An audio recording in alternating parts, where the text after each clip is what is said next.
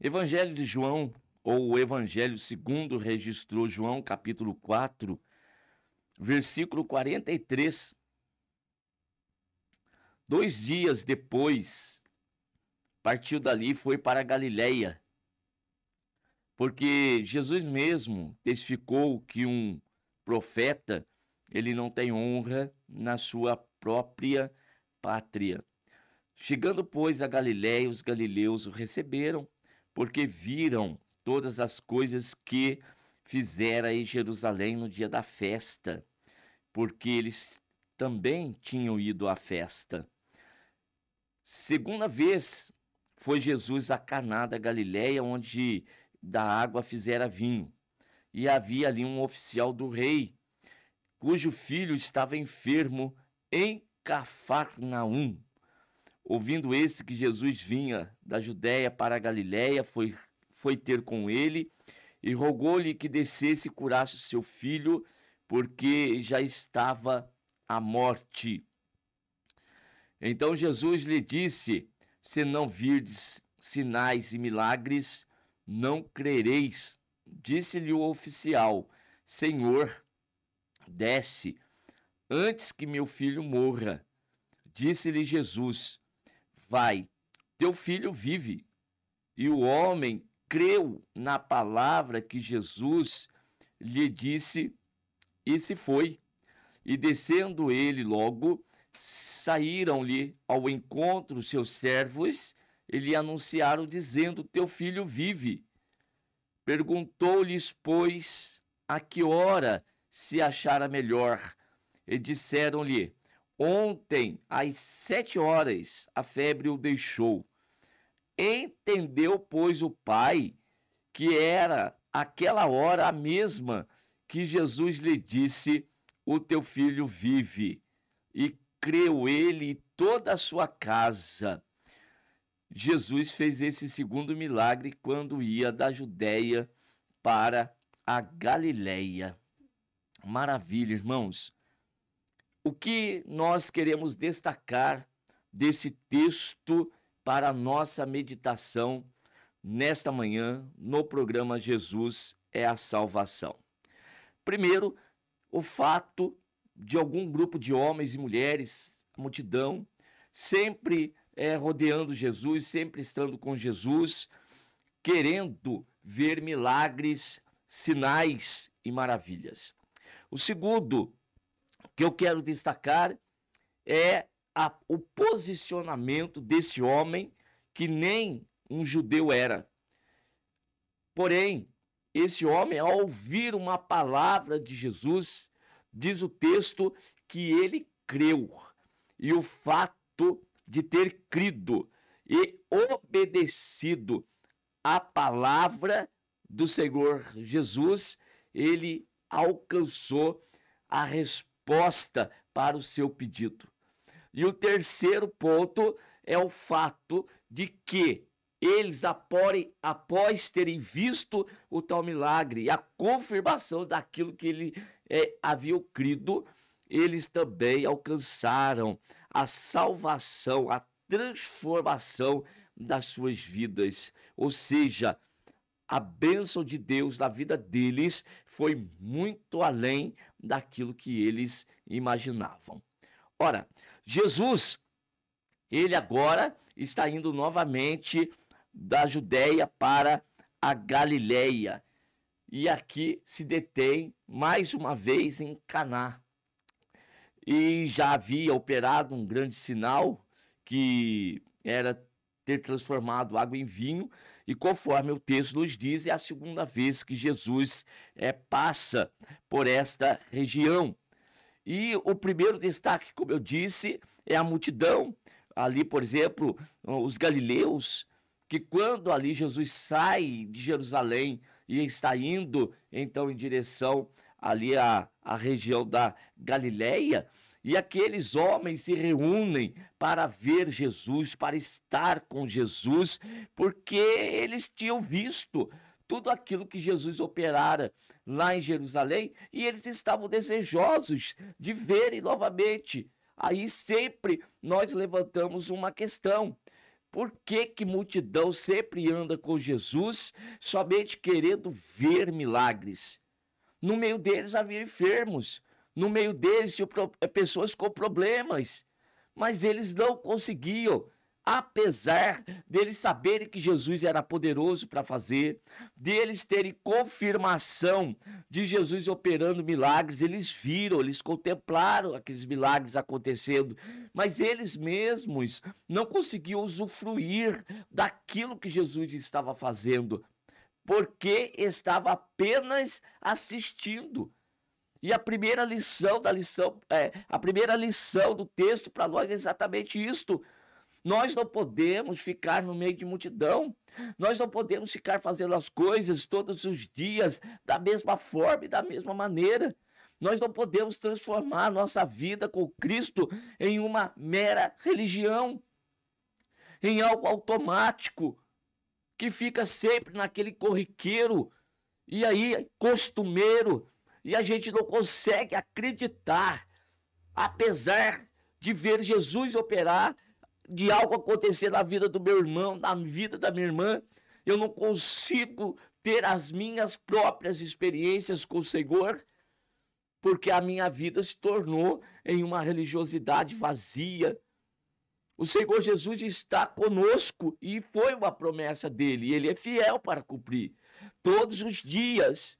E nós precisamos ter experiências reais, verdadeiras, na prática, com esse Jesus que é poderoso, que é grandioso. E aquela multidão, assistindo aquilo, não conseguiram usufruir. Mas esse homem, ele é levado até Jesus, e qual que é a intenção daquela multidão? É novamente ver o milagre acontecer. E quando esse homem conta a sua história para Jesus, né, ouvindo aquele homem ali que Jesus, ele via da Judéia para a Galiléia, foi ter com ele e roga a Jesus que descesse e curasse o seu filho. Ou seja, descesse para Cafarnaum, que fosse até aquela cidade, até onde estava o seu problema, porque o seu filho já estava à morte e não tinha solução para aquela criança. Não tinha mais solução pela medicina. Mas Jesus, ele é mais do que a medicina, não é verdade? Jesus está além da medicina.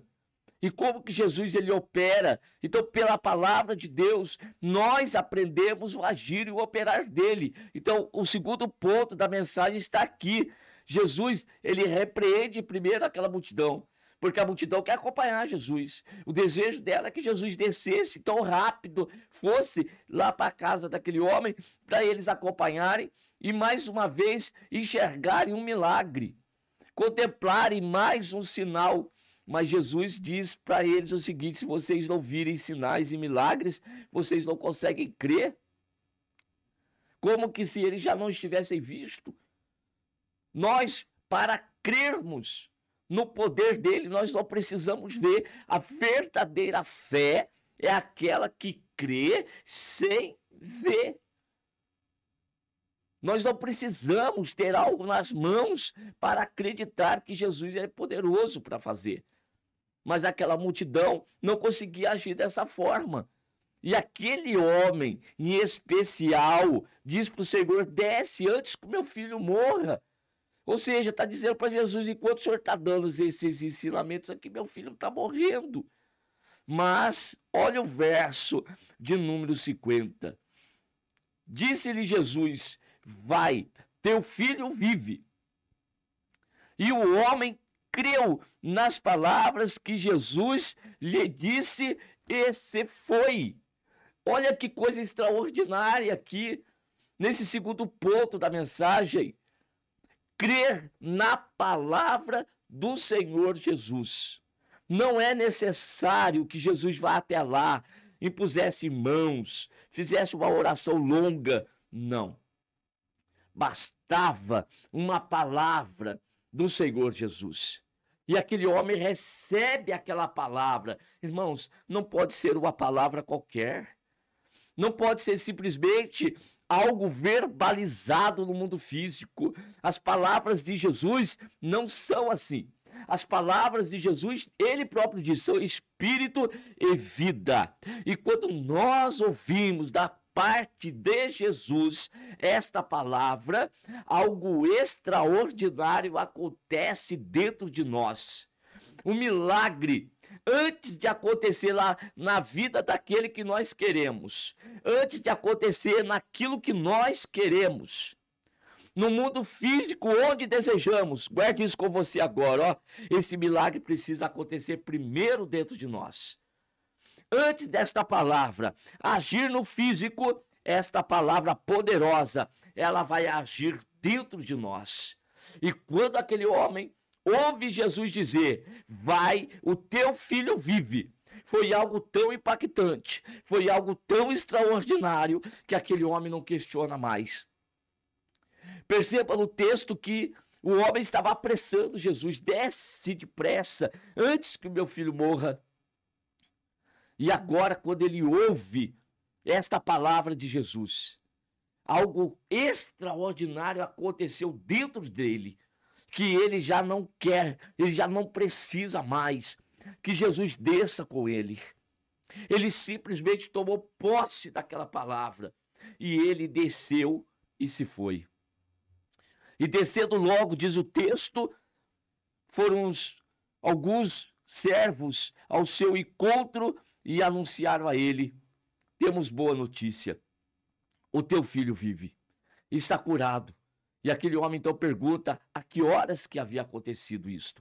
E eles disseram, ontem às 7 horas, a febre o deixou. E o homem entendeu que era aquela mesma hora em que Jesus lhe dissera, o teu filho vive. Jesus não precisa, a palavra dele não precisa de distância. A palavra dele não importa se está numa situação caótica, irreversível. Para nós, a situação pode ser irreversível. Para nós, as portas parecem todas fechadas e nunca não há possibilidade de se abrir. O nosso Jesus é o mesmo de ontem, hoje e será eternamente. Continua operando milagres extraordinários. E aí, aquele homem linkou as duas situações. Ou seja, a palavra de Jesus não tem espaço físico para ela. Jesus não precisou estar presente. Jesus fisicamente presente. A palavra dele viajou. Imagine a velocidade. E chegou até onde? Jesus sabia onde o moço estava? Em que situação o moço estava?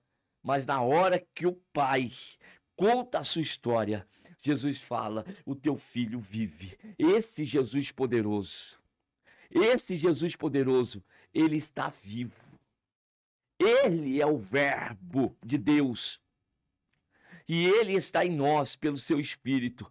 E esta palavra continua operando milagres e maravilhas. Quando um homem na terra ouve uma palavra da parte de Cristo Jesus, o milagre acontece. Primeiro, na vida, no interior, na mente daquele que recebe a palavra. E depois, esta palavra vai, então, verbalizada, ela vai, então, materializar no mundo físico aquilo que nós precisamos e aquilo que nós ansiamos. Hoje, Jesus continua operando. Ah, meu irmão, mas eu estou pedindo há tanto tempo e não recebo. O momento de Deus talvez não tenha chegado ainda na tua vida, mas vai chegar. Creia. Continue crendo. Continue confiando. Continue. Não ande segundo a multidão. Não ande de acordo com o que os outros estão andando. Não deixe que as coisas, elas minem de você a fé. Que esta palavra está gerando sempre dentro de você. Aquele homem, ele simplesmente creu. Não importa, irmãos, como vai acontecer, quando vai acontecer, qual que é o importante? É nós recebermos uma palavra do Senhor Jesus. E quando recebermos esta palavra, conforme está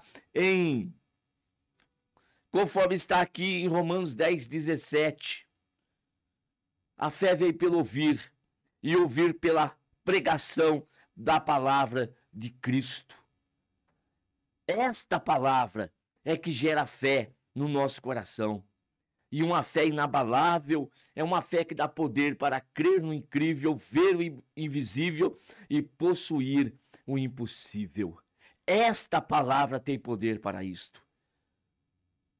Aquele homem, então, quando foi lá e foi ter com o seu filho e a sua casa, e contou e conversou com eles a respeito daquilo que Jesus havia dito, e dizendo que era a hora, aquela mesma que Jesus disse, o teu filho vive, então creu que Jesus Cristo é o Senhor, o Salvador, tanto ele quanto toda a sua casa.